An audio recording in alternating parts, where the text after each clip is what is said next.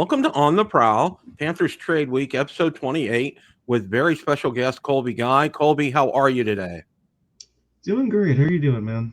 I'm doing pretty well. As I said when you first signed on, one of the most interesting weeks in Panthers history. And I'm just going to kind of start off with, and it was ironic because I think it was sometime Friday afternoon. You tweeted about 2:30, saying everything seems quiet, and we're kind of like where we're at. And then I asked, "Do you think the Panthers did enough?" And you replied back, "Yeah," because the real obvious glaring hole was filled with Seth Jones. I mean, it seemed like that was a no-brainer, and everything else that Zito did filled some gaps as well, and we were kind of good to go. And then all of a sudden, it just it just exploded after that with everything about Marchand. I mean, I first saw it and I'm like, what? I'm like, what's going on here? And then next thing you know, it's the real deal. Did it take you as much by surprise as it did me? Yeah, I mean, it was a whole last minute deal. I mean, none of us really saw it coming until right about 3 o'clock when we thought everything was done. But I mean, the thing with that was that the Panthers were the only team Brad Marchand was willing to go to. He had a no move clause, and this really came at the buzzer when the Bruins were just not able to get a contract extension done for him. So the Panthers now getting another forward to load up that forward group, and now they're just looking like one of the most dangerous teams in the league. And it's just because they're this destination franchise that everyone wants to go to. Yeah, you're exactly right. You nailed that. And I did read, this is where the only place he wanted to go to was here. One of the things I read last night and overnight, apparently Boston media reported, and I don't know if you saw any of this, that his injury is more severe than everybody's been led to believe. And it was a concussion, is what they're saying. And that it could keep him out even longer than the playoffs this year. Did you hear anything about that? I haven't heard anything about that. I mean, when we've talked to Paul Maurice and Bill Zito, they rule him as week to week, or they'll rule. Bill Zito said that he'll miss a couple of weeks, but also both of those things came before the Panthers team doctors could look at him.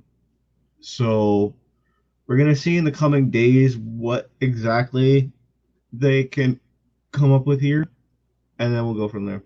Yeah, and that's kind of what I thought, that they would have to take a look and see where things are with him and do a physical on him, because obviously I know there's been instances before. It escapes me the last time in the NHL, but I know in the major leagues, Major League Baseball, that a couple of trades got canceled because the athletes failed the physical. So we'll kind of see. We'll see how that ends up playing out.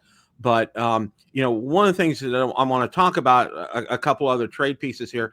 But before we get to that, the game against Columbus the other night, I had to say, and I don't know if Goldie said it or Randy said it or Jobo, but if they play like that the rest of the year and through the playoffs, they're going to be unbeatable. I mean, they just completely shut Columbus down that night when they came in. Columbus hardly got into the zone. I mean, that score of that game was not indicative of how dominating the Panthers were that game.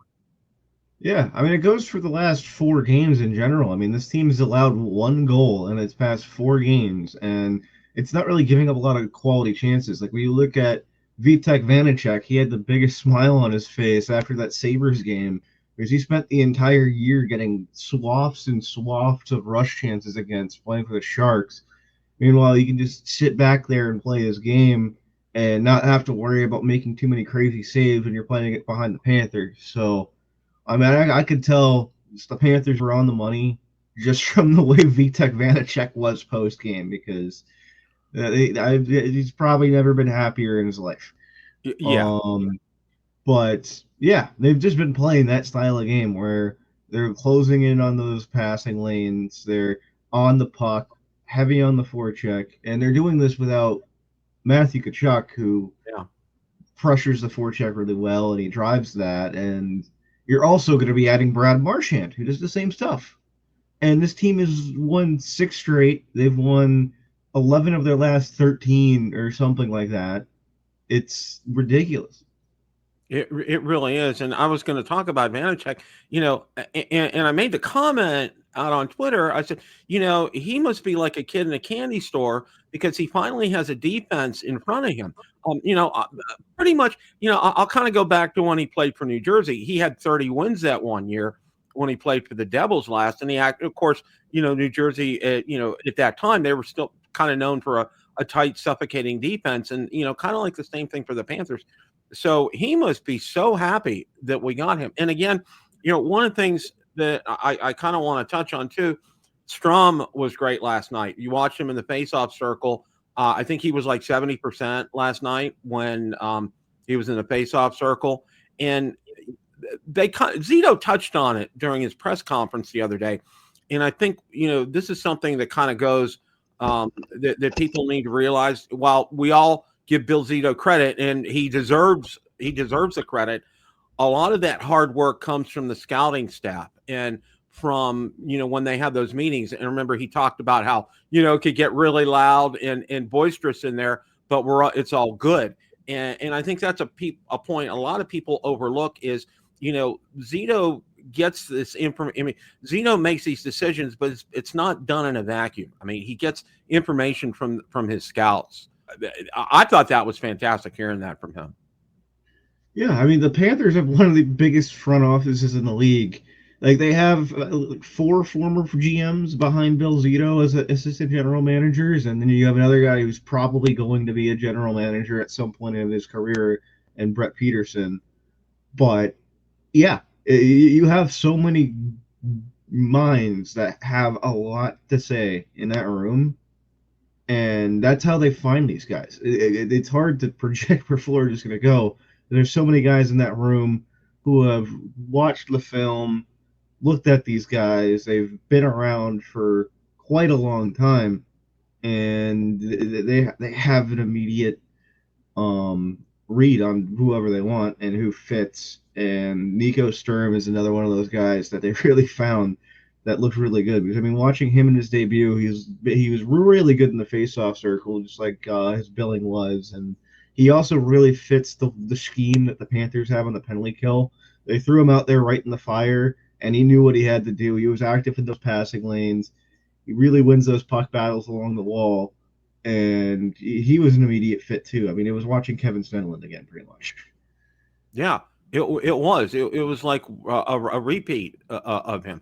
He just and again, it's like that when you do your homework, you usually get rewarded for it. And obviously, like you said, that staff, 4 former GMs, the scouting department, everybody, they hash this out. And and I put a post up there on Friday, and it really kind of I think encapsulates a lot of what of what we went on here. And I want to go ahead and share that right now because I think it's a lot of people, obviously, the big talk was Rantanen, okay? Everybody said, everybody wanted to get Rantanen. And I put out there, and this was on March the 6th, I said, Bill Zito's going to pull off a deal no one was expecting, yet will help the Panthers immensely without breaking the bank, okay? And that's exactly what he did with Marchand. I mean, giving up draft picks for him because everybody's saying, oh, no, Bennett's gone or Mackey's gone. And no, it was just a draft pick for that. I mean, it was like, somebody posted, Zito should get 5 to 10 for armed robbery because that seems like that's what it was.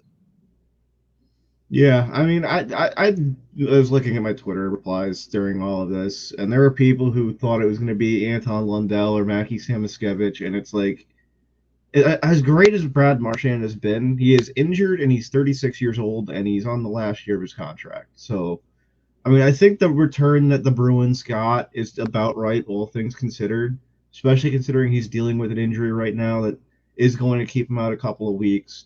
The condition on the pick is right because if he misses playoff time, then you're going to want to have the second rather than the first go to Boston if you're Florida. So I think they did some clean business here, considering everything that's on the table here. Because I mean, Brad Marchand, if he's healthy, can do a lot for the Panthers, and he still has a lot in the tank, as Bill Zito said. But at the same time, you're acquiring a guy who's injured right now, and you're going to be missing at least 5 NHL games out of him after this trade deadline. So you're going to want to have something. You're not going to want to ship off anything significant for that. And the Bruins knew that they were going to get a lot of assets from any other team, and also Brad Marchand just didn't want to play for any other team. Yeah, exactly. And I think you brought up a good point about that, because he really honed in on, he only wanted to come to the Panthers. That was it. And I've read that from several sources out there.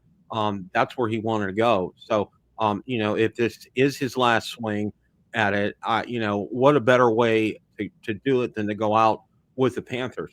Now, I'm going to ask the $60,000 question here is, with all that's been said and done after, we start out with Seth Jones, and we end up with Brad Marchand and Nico Strum and Vanecek.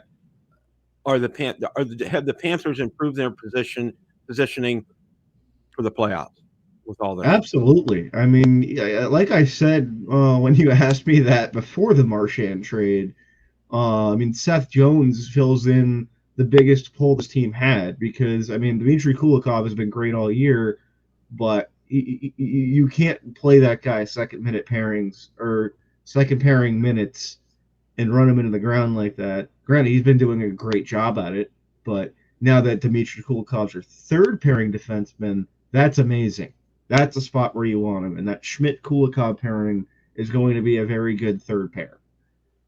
You Oh, needed a I guy that agree. can come in there and play 20-something minutes a night and play behind Aaron Ekblad, because they were running that Ekblad-Forsling pairing 25, 26 minutes a night sometimes, and that's not what you want to do. Now you've got two capable pairings that could match up with the other team's best, because Mikola's back there, one of the better defensive guys we've seen come through this team, and now you got Seth Jones, who's very dynamic. He plays a strong defensive game, and I mean, every bad thing I thought about Seth Jones defensively watching him in Chicago, the past 3 games watching him here, I'm just sitting there like, yeah, that was definitely the situation. He is good. Well, and I want a change of attitude or change of scenery makes a world of difference. And I think, one of the things that's been talked about a lot, and how, they put a lot on Seth Jones' shoulder when he was with the Blackhawks. And I think that really he felt the pressure on that. And I think coming here, that pressure's gone from him, because he can come in here and just do his thing. And that first game, he contributed a couple times yesterday. He came close to scoring. I mean, he inserted himself. He jumped in on the play. He used his hockey IQ. As Murray said, he'll get to know the system, and he's jumping in and he's making a difference already. And I think that's one of the things. I think you have to be so pleased at seeing something like that, because I know a lot of people are saying hopefully he can get back to where he was when he was with the Blue Jackets. In terms of, being able to replays, jumping in, quarterbacking the power play, having a second, on a second team power play unit, having somebody like that, because again, I think you brought up a good point, with Ekblad and Forsling and running these guys into the ground. You don't want to do that. Now you have Seth Jones. Now that's equal distribution. You're going to get him out there. You're going to get quality minutes out there from him, game in and game out. I was so tickled when they got him. I really was. I was so happy, because it was just a bad fit for him with Chicago. He comes here, and it's like night and day. It's a night and day difference for him. It really is. Yeah, I mean, when you're a defenseman on a team like the Blackhawks, where the other 4 guys on the ice aren't exactly bringing it defensively, and there's a lot of mistakes being made by the other 4 guys on the ice, there's only so much you can do. And that's why some of the numbers in Chicago are a lot worse than they should be, and he got this unfair reputation from it, because there's only so much one guy can do when you're running up against the other team's best 24, 25 minutes a night, and the guys you're playing with aren't exactly on the money all the time. So you're going to be defending more 3-on-1s than usual, And when that adds up, and eventually you can't make the right read on every single one when you're facing 5, 6, 7, 8 3-on-1s a game or whatever it is when you're playing in a team like Chicago. So now you have him in a much better situation where his partner's there to lock things up on his side, and just looking at the way the guy makes defensive reads or the way a guy reads a play as it develops and knows where he has to be in order to make the right play on it. Yeah, this guy is incredibly smart, and he is going to be a big piece to this team moving forward. Well, we gave up Spencer Knight for him, and there was a lot of banter about out on Twitter land about that, and people were not very happy about it. But I'll tell you what, and this is one thing after watching him at a couple of games, and they traded Mrazek, so they have made Spencer Knight their number one goalie out there, and I think with good reason. I mean, I saw him, and it was like almost a transformation with Spencer over there. It was like his confidence level, I think, went up 100%. He knows he's going the net's his to lose, and he went out there that first game and he nailed it. And then he comes back that second game. I mean, his confidence level was fantastic, and I think it was a good win for him because he wasn't going to get the kind of minutes that I think he really needed here in Florida to develop as a starting goalie. Obviously, because Bob's still going to be around for a couple of more years, but he wouldn't have had that opportunity here. But with Chicago, it's a completely different situation, and I think it's going to really benefit him. So if you're a Spencer Knight fan, you should be very happy for him. Yeah, and the thing is that the Panthers could feel comfortable making that move because they know that Seth Jones is going to be there for the next 5 years after this one. He has that contract. They got money retained on that contract, so it looks a lot nicer on the cap. Is having a guy like that at $7.5 million is going to be pretty good for this team. And yeah, I mean, when you look at Spencer Knight entering that situation, he looks much more confident. And like you said, he's going to get the starts that he needs rather than playing 30 games a season behind Sergei Bobrovsky. He's the guy now, and Chicago believes he could be the guy now. And sometimes, like, when you're a guy like that, all you need is the belief of your team. And you go in there and you play with some confidence. So, I mean, this is gonna be a good move for Spencer. That's been the statement echoing by the Panthers that he's going to go in there and shine. And it's tough to lose a guy like that, but when you're getting 5 years of a guy like Seth Jones who fills a significant need on this team, and right shot defensemen are a big premium in this league. And right shot defensemen who are as good as Seth Jones are even more valuable. So it was a lot to give up, but you need a guy like that. You do, and I think when I heard Seth Jones when they had the press conference with him, obviously you were there for a lot of this stuff, but just hearing him and just listening to him and his demeanor and everything, it just seemed like 180 degrees from the big thing came out, how he was blasting the Blackhawks and everything out there.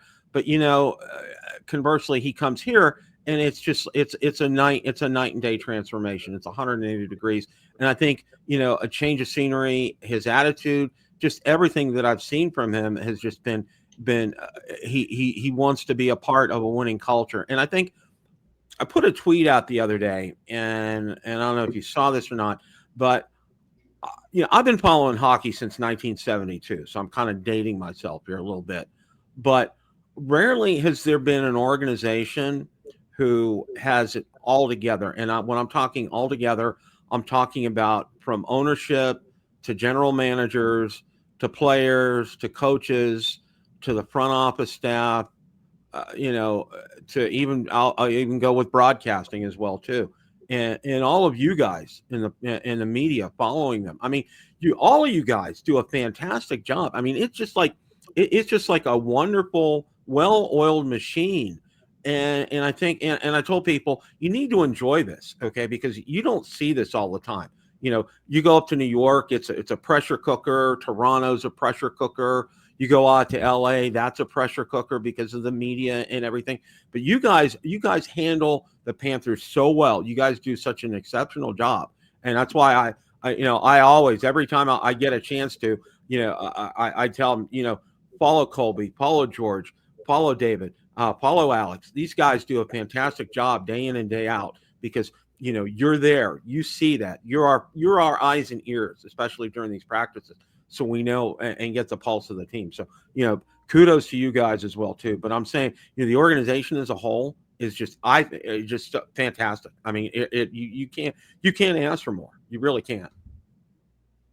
Yeah, I mean, they don't give you a lot to grill them on because, I mean, they play this style that doesn't necessitate a lot of mistakes, and they keep bringing in guys that kind of fit the culture that they've been trying to build there. So there's just not a whole lot going on compared to Vancouver, where they had the locker room issues or anything. Like, there's no one that has any issues with each other in the locker room. And that's even going to be the same way when Brad Marchand and Sam Bennett meet each other for the first time. But they did play with each other for Team Canada, but it's just the fact that they're able to put this stuff behind them and go out there and buy into the culture that this team has built. And yeah, they just don't leave too many stones to be unturned. So it's all about the hockey here. And I'll also while I'm harping on that as well is Paul Maurice. Rarely have you seen a head coach. Okay, I call him Mr. Calm, Cool, and Collected. All right, because I mean, when he was down, you had no idea last year when he was up 3-0 in the finals with the Panthers, and then they lost 3 in a row coming into Game 7. You would have no idea looking at him, talking to him. I mean, he just exudes such confidence. And one of the things that I tell people is this: if Paul Maurice is concerned, you should be concerned. If he's not concerned, don't be concerned. There's been so many examples of games this year where they've lost, but he said he's been really pleased with the way they played their game. Now, there was a game the other night that they won, and he said he said except for the last 8 minutes of that game, he was. I think it was a game against the Blue Jackets. I'm not sure. It was Edmonton. He goes, I was not real happy with the way we played. I'll just be upfront. It wasn't there. And that's something coming from him. And it's always, I always eat up when you guys get a chance to go in there and talk to him. Whether it's during a practice or after the game, and just hearing his reactions and thoughts and things. It's just the way he works. I just absolutely love it. And one of the things the players, and I think here's the most important part, and I think you'll agree with me, the players buy into it. The players buy into him because he knows what he's doing. He's been around the game so long, and he has a system, and it's been working for the Panthers, and it's been working really well. Yeah, I mean, it's been a vision this team had ever since they brought in, and ever since Bill Zito became general manager, even just to have a team that plays that playoff style of hockey. And I mean, going back to the way he reacts to wins and losses, it's about developing that style in the regular season. It's not about winning these regular season games. Granted, you want to win most of them so you get in the playoffs, but they take care of that.